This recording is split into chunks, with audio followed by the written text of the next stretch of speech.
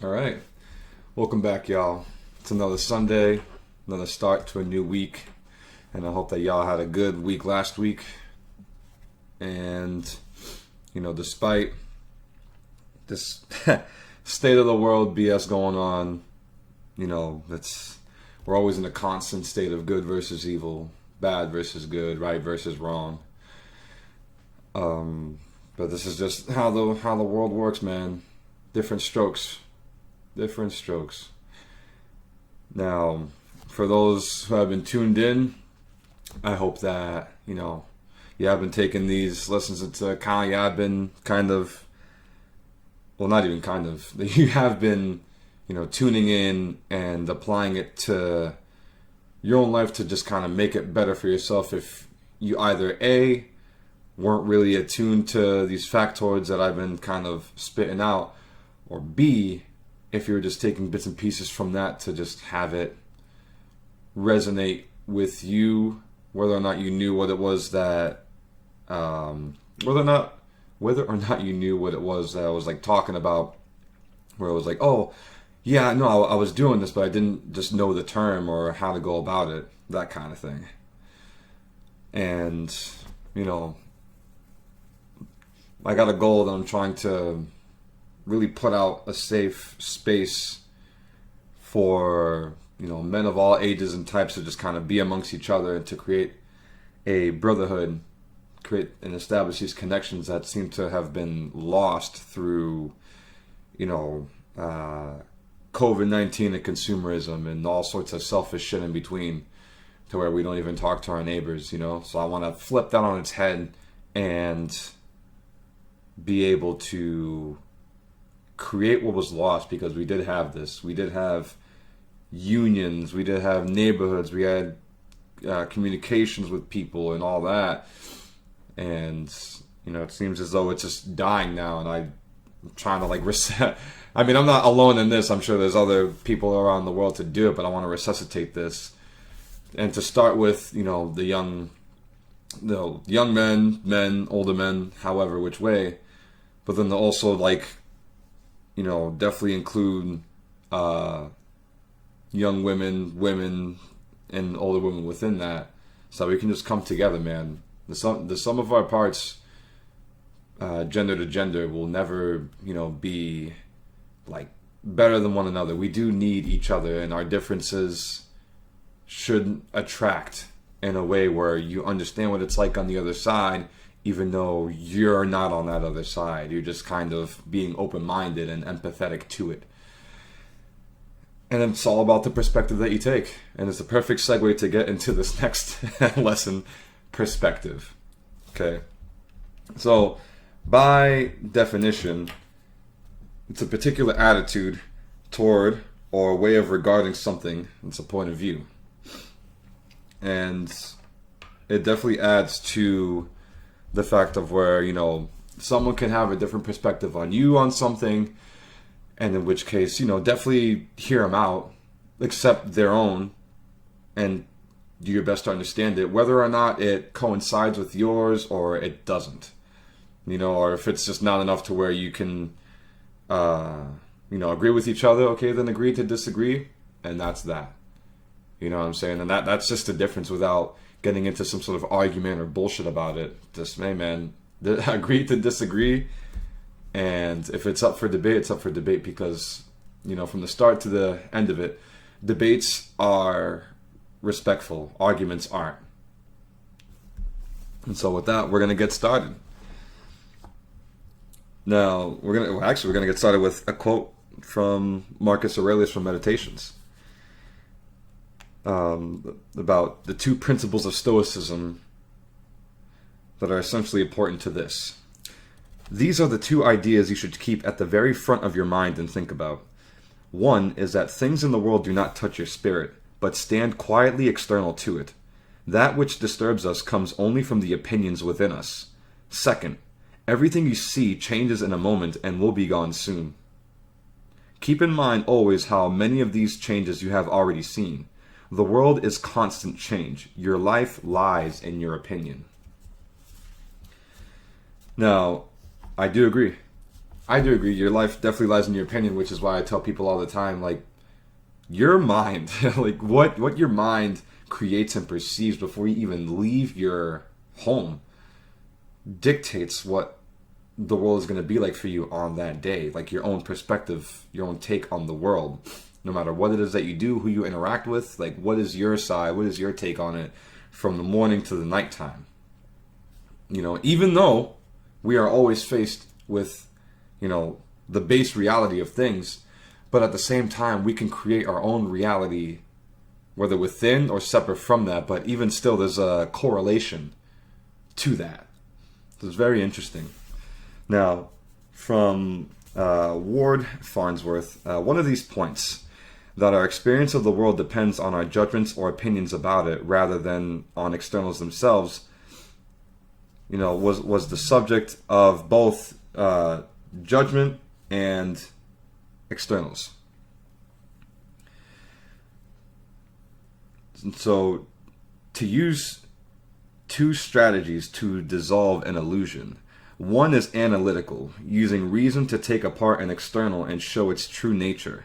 The other is intuitive, looking at the world from a point of view that can produce an automatic change in how we see it, much as I had described in a sense.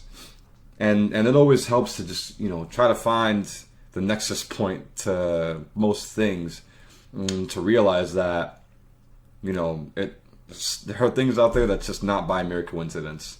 It's not. And I'm not saying to dig deep into it, you know, just a couple inches where you get to see like, oh, okay, now that makes much more sense than how it would on the surface. But don't, you know, 6 inches, not 6 feet. You know? Now, viewing a problem, an adversary, or oneself from a certain perspective, seeing it from far away or as part of a bigger picture can sometimes detach us from an appetite or fear without need for analysis. The Stoic regards those impressions as mistakes that we make on ourselves, you know, with judgment and externals. They arise because our ordinary perspective on the world, the one we use by default, is misleading. We look out from inside and see things in terms of ourselves. We are forgetful or unconscious of how puny and brief our allotments are, which don't really have to unpack that one. Now, by seeing how small our affairs look in the larger scheme of things, the Stoic means to induce a felt sense of humility and attraction to virtue. The method can be called intuitive because it isn't a matter of argument. It's more a question of showing and pointing and expecting perceptions and adjustments to follow directly from a new point of view. Granted, by not using arguments, the Stoics sometimes open themselves to analytical criticism. So it's so it kind of is able to eat at itself, Ouroboros style, you know, like the snake. But at the same time, it's, you know, the choice to look at a problem from one point of view rather than another can seem arbitrary. But in this respect, as in many others, the late Stoics may be classified as pragmatists. So, you know, to be pragmatic, to be matter-of-factly without any kind of, you know, unnecessary emotion to drag them into a disillusion of sorts. You know, to be pragmatic is to be like a straight shooter all the time, but in a calm, you know, in a calm way. You know, you have your demeanor about you, just like, no, like this is this, done, and there's no real additives to it, emotionally speaking. Now, if a perspective has the consequence of freeing us from a bad psychological habit, they do not hesitate to recommend it. A change in perspective can sometimes lead a viewer to more than one conclusion. The long view is good for morale. If it is an affront to the ego, it is also an antidote to vanity, ambition, and greed. Which, I always tell people how I always like to see things 2 to 10 steps ahead. I want to see what's beyond the horizon, but not ultimately get dragged and, you know, left out there without being, you know, rooted and grounded in the present. I just want to have some sort of like iota of an idea as to what's beyond. And that in terms helps me dictate and act on a bunch of things, because there are certain words and actions that you cannot take back that have a long-lasting effect on you yourself as well as others around you. Now, our ultimate insignificance makes the case for living well in the present, for no other purpose survives. It also suggests the value of the viewing of oneself as part of a whole. Now, we're gonna get into number 1. Time. We measure time by how much of it we have. A normal lifespan seems a long increment because it is the most that anyone knows of firsthand. The Stoic seems to view time from the outside in, a point of view that creates a different sense of scale. So from Marcus Aurelius, from his book Meditations, you can get rid of a great number of your annoyances because they lie entirely in your own head. You will clear ample space for yourself by comprehending the scale of the universe in your mind, by observing the infinity of time, and by studying carefully the rapid change of each part of each thing, how short the time is from birth to dissolution, the time before it is an abyss, the time before an abyss, the time afterwards also endless. So, to unpack that, don't sweat the small stuff. Literally that. There's small annoyances that come by, like it's going to come away each and every day. Sometimes each and every moment within each and every day. And, you got to take a good hard look at the bigger picture, at what lies ahead, to realize that, to realize how better to utilize your time so that it's not so wasted. Time is such an important thing, man. It will always weigh more than money. It will always weigh more than, just about anything else. Because it serves as the perfect umbrella to everything that we do within it. And everyone wants to do something worthy of their time. They don't want to have their time wasted. And that could come from either, jobs that you work, relationships, or the building of, stuff like that. And, I understand that. And as I would hope you yourself, even before this video, would have an understanding of that as well. And funnily enough, there are some people out there that it's just it's not a concept that they grasp yet. I believe that they can, but they need to be shown it as a whole. Now, from Seneca, from his book Consolation to Marcia. You might name long-lived men of legendary old age. You might count up 110 years for each. But when you turn your mind toward the whole of time, the difference between the shortest and the longest life will be nothing. If, having examined the intervals, you compare the time each has lived with the time he has not lived. So, with that, you kind of have to put it on the scale. That of which a short life and that of which a long life. And, take a good look between both and what decisions lead to a short life and a longer life. So that you're able to see and, better dictate the choices that you make that would either lead down that path of a shorter one or lead down the path of a longer one. And sometimes it may even be the decisions that you haven't even made yet or that you choose not to make to just kind of, have something last longer. A certain moment, if you will, before you decide on something. So, let's say trying to find a new home and, market's shit. And, you obviously want to put money down to where it counts so that, the mortgage is going to be amazing as well as fixed for the years to come. But, it all depends on are you that desperate to get out of your place now to get in there? Could you wait a little bit longer so that you can have a greater opportunity down the road so you can have that greater payout? for the mortgage and stuff like that. It all depends, but just an example to where like, oh, maybe you'll hold off on that decision. I mean, don't hold off for too long, of course, but understandably so, you want to utilize the time properly within your own life and as well as something outside of that to kind of coincide with the choice that you want to make that's going to work well for you down the line.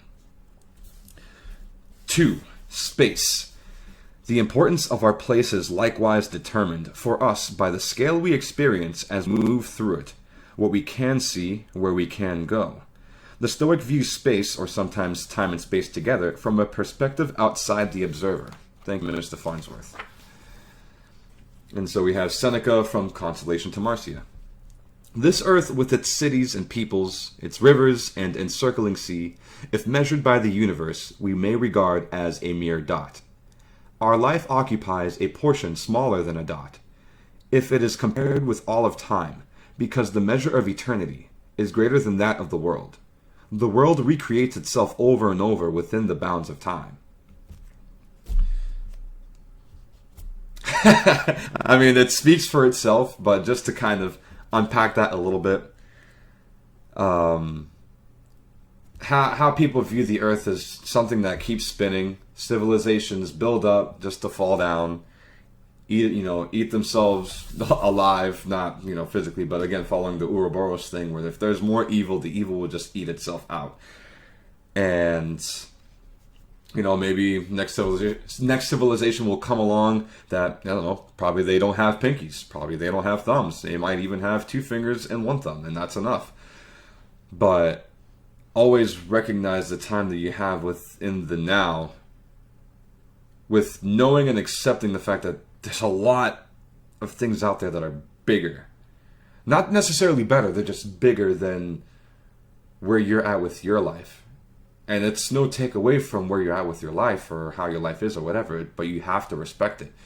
Much like, okay, you know damn well that there's more to Massachusetts. More to the world than Massachusetts, right? There could be, there's 49 other states. There's many different other countries, many different places all around the world. Your worldview is askewed if you only take it to just one state. Even worse if it's just one city, just one town, one village, one commune. There's more to life in general than just that. So you have to realize that, yes, it could make you feel small, but it's not meant to in a way where you feel insignificant. Even though we are this mere dot or smaller than, we still hold a significance. A major one, if not to the world at large and to ourselves. But how it should be is that the world has given us everything. And yet, in the beginning of time, we have taken it and utilized it and given back to the earth. But now, due to overpopulation and, technological advances being made every day, it's almost as if we're the disease now. It's very interesting to unpack that further, but it should always be that way. That we as humans were never really meant to coexist with what was on this planet before us, but yet somehow we are the sum of all of its parts, living, breathing, thinking, even more so than where we came from, and cavemen and animals of that nature. That's what separates us from the animals, is our cognitive minds, cognitive abilities to just see things out, even if to manipulate them to our favor, positively speaking. I know manipulation normally has a negative connotation to it. You just need to know the kind of power that you have with your mind and your words. Now, 3, perishability. The scale of time and space makes all human doings seem small. To this, the Stoic adds that such doings are also highly perishable. All human works, and for that matter all works of nature, soon change and are gone. Now, from Marcus Aurelius from Meditations. Think often about how quickly everything that exists, and that is coming into being, is carried away and disappears. For substance is like a river that constantly flows on, The action is constantly changing, and the causes of it operate in endless variations. Almost nothing is fixed. And next to us is the boundless abyss of what has passed by and what is about to be, into which all things are lost. How then is he not a fool, who gets worked up and carried away over these things, complaining as if they were enduring and troublesome? So, yeah, that's that's pretty spot on. But again, it's again, you have to look at the bigger picture all the time. Just as things come and go within our lifetime from decade to decade, we can't really get bothered by the stuff that comes and goes, even though we want it to so badly stay. It's just life moves on, man, and we have to move on with it. We have to really get accustomed to the changes, even though we as humans are very fearful of change. But it's that fear of the unknown, which I wholeheartedly understand, and most of the times I would overthink. But it's with that you have to be humbled with not knowing about what comes with tomorrow.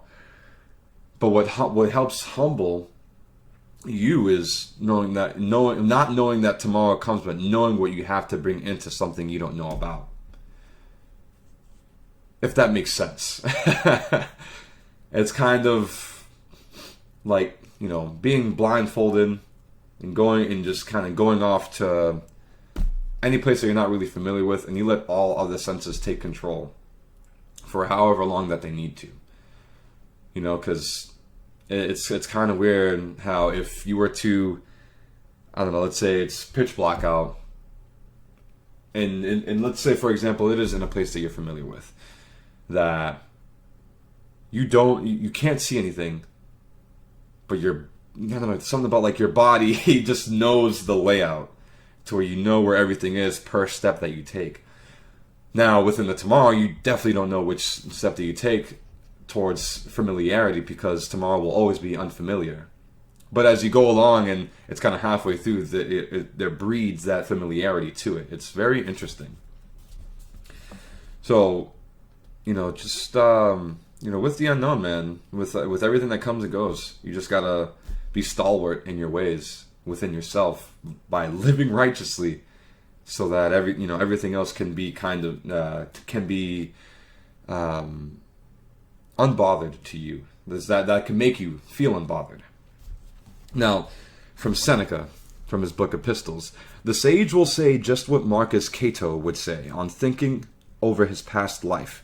The whole human race, both that which is and that which is to be, is condemned to die.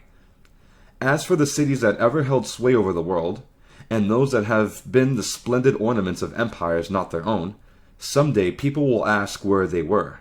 So why should I be angry or feel sorrow if I precede the fate common to all things by a tiny interval of time?